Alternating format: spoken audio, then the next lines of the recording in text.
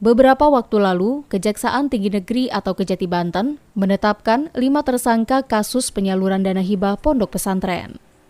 2 dari 5 tersangka merupakan pejabat di Biro Kesra, yaitu Irfan Santoso, mantan Kepala Biro Kesejahteraan Rakyat, dan Toton Suryawinata, mantan Ketua Tim Verifikasi Dana Hibah Ponpes. Keduanya sudah berada di Rutan Pandeglang hingga 20 hari ke depan. Kejati Banten hingga saat ini masih terus menyelidiki kasus korupsi hibah bansos ini.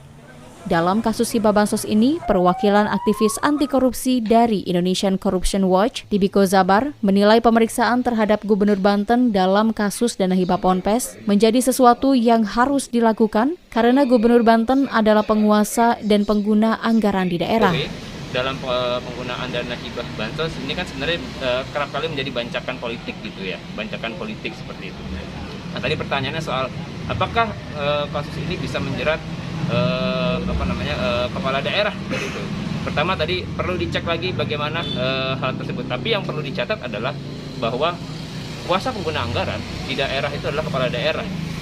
Yaitu satu. Lalu yang kedua, proses kebijakan dana hibah pesantren di tingkat hibah di tingkat daerah itu adalah penanggung jawab tertinggi adalah pemerintah daerah, dalam hal ini kepala daerah. Oleh karena itu sudah sepatutnya sebetulnya proses penuntasan perkara ini memeriksa pihak-pihak yang tidak hanya berada di tataran birokrasi level bawah, menengah, tapi juga level atas gitu kan.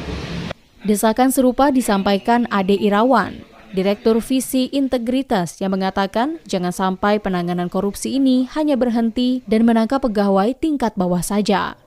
Menurut Ade, untuk membuktikan apakah Gubernur Banten Wahidin Halim turut terjerat dalam kasus dana hibah Ponpes, perlu dibuktikan dengan beberapa pemeriksaan oleh Kejati Banten. Ya prihatin sekaligus dejavu ya, karena sebelumnya pernah menginvestigasi, mengungkap dan melaporkan kasus hibah dan bansos di Banten, termasuk di dalamnya yang melibatkan pondok pesantren gitu ya. Dan iya prihatin karena ini terulang lagi begitu ya, dan dejavu kami melihat ya yang kemudian banyak disalahkan justru di tingkat bawah ya, mereka dikorbankan 2 kali, itu yang saya sayangkan.